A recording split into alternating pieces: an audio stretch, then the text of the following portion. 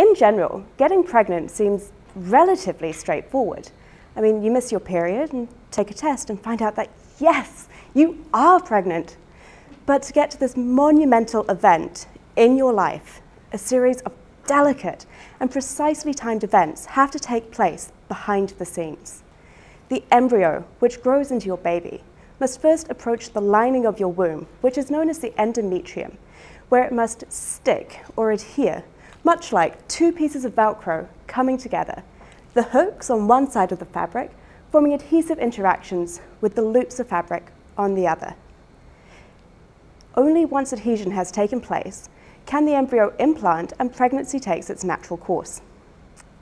However, for 1 in 6 women in Australia alone, pregnancy doesn't start as planned, and these couples struggle with infertility.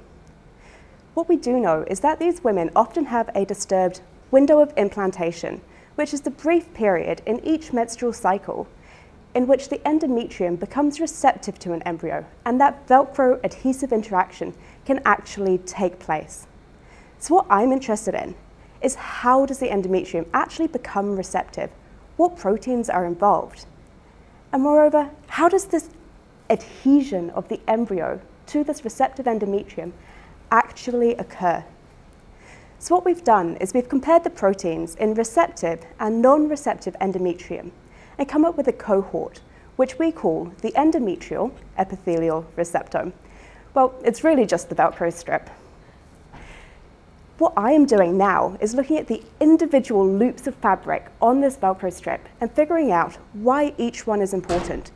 What function does it play? So what happens if you take it out or give it in too much quantity? Furthermore, I am also looking at how this adhesion actually occurs and looking at the hooks interacting with the loops in the two velcro strips, that adhesion interaction. And again, I am assessing the functional significance of individual hooks and loops and trying to figure out which ones are important, what do they do?